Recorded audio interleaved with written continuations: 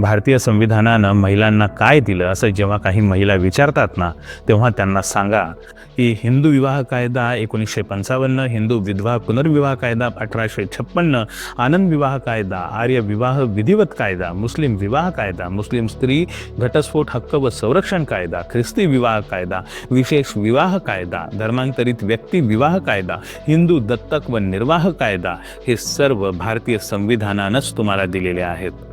मालमत्ता संबंधी ज्या कायद्यांचा तुम्ही उपभोग घेताय ना, जसे हिंदू उत्तराधिकारी कायदा, विवाहित स्त्रियांचा संपत्तीचा कायदा, हिंदू वारसा हक्कात मालमत्तेत समान वाटप कायदा, ख्रिश्चन पारसी मुस्लिम स्त्रियांना त्यांच्या मालमत्तेत व वारसा हक्कात स्थानाचा कायदा, हे सर्व कायदे भारतीय संविधानाने तुम्हाला दिलेले आहेत.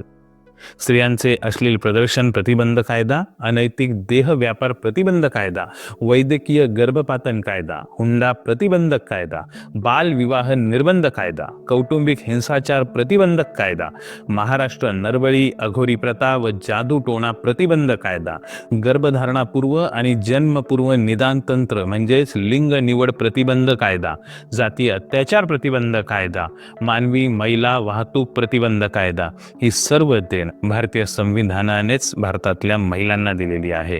एवढंच नाही तर मातृत्व लाभ संबंधीचा कायदा, कारखाने कायदा, खाण कायदा, किमान वेतन कायदा, वेठ बिगार प्रथा प्रतिबंध कायदा, कामगारांसाठी नुकसान भरपाईचा कायदा, समान वेतन कायदा, नोकरीच्या ठिकाणी लैंगिक छळापासून महिलांचे संरक्षण विधेयकाचा कायदा, या सर्व कायद्यांसाठी, हे सर्व कायदे होण्यासाठी बाबासाहेबांना त्यावेळेस हिंदू कोड बिल आणायचं होतं. पण ते बिल संसदेत संमत होत नाही हे जेव्हा बाबासाहेबांना लक्षात आलं ना, तेव्हा त्यांनी स्वतःच्या मंत्रिपदाला लाथ मारली होती. इतके बाबासाहेब स्त्रीवादी होते. त्यावेळेस हिंदू कोड बिल झालं नाही. बाबासाहेबांनी राजीनामा दिला.